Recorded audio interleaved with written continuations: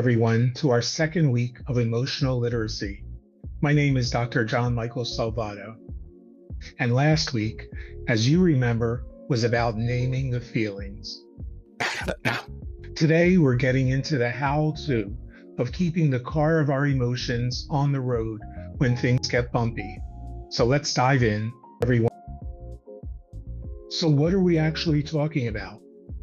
Regulation isn't about stuffing your feelings into a dark closet or pretending you're fine when you're not.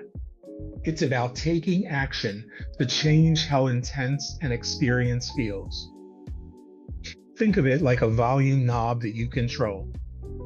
The goal is to have some say in which emotions show up and how you choose to express them. So why is this so hard? If this were easy, we'd all be Zen masters by now. It's a struggle because we often have deep beliefs that negative emotions are bad.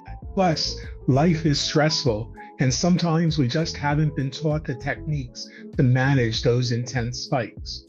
But there's a good reason to try. It helps us make better decisions and keeps our daily interactions from turning into a train wreck. Are you processing your feelings or just bypassing them? Bypassing is like hitting the snooze button where you numb or distract yourself or get defensive and pissy. Processing means you actually pause. You feel the emotion in your body, name it, and figure out what's causing it. It's the difference between being disconnected and actually decoding what your brain is trying to tell you.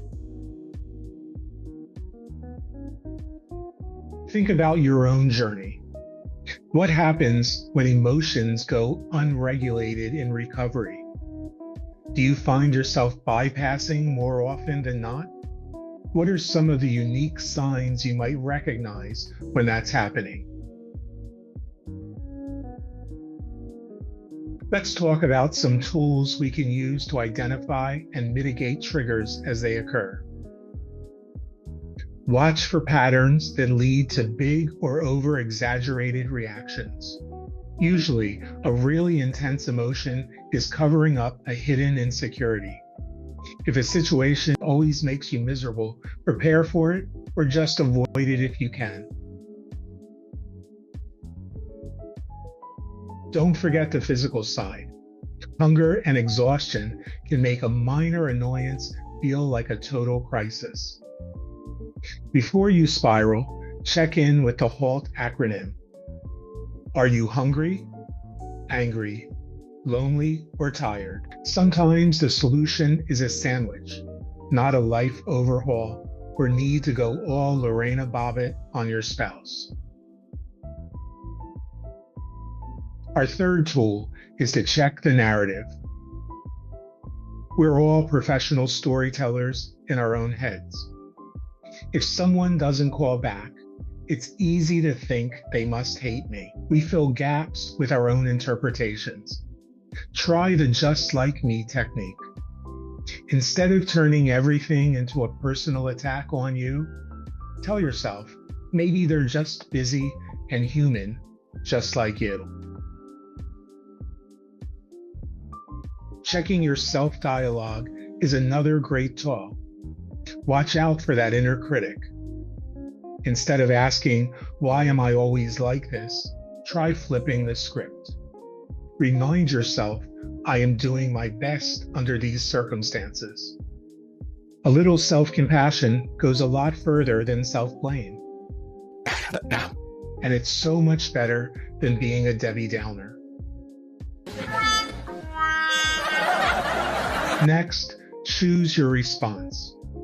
There's a gap between the impulse and the action. You might feel the anger and want to have an outburst, but you can choose to express that feeling to build a connection instead. You might also try active appreciation. Notice the small things that are going right to counteract that natural negativity bias we all have. And as I mentioned last week, you don't have to do it alone. Self-regulation is a heavy lift. Asking for professional help isn't a weakness. It's a demonstration of inner strength. Therapy or coaching can give you access to even deeper tools for self-awareness that we can't always reach on our own. Think of this as your in-the-moment cheat sheet. If you're angry, maybe you need deep breaths or a workout. If you're anxious, try a 5 senses check. If you're sad, try journaling, painting, or listening to music. Always try to remember, matching the need to the feeling keeps the heat from rising too high. To wrap up, look at this toolkit.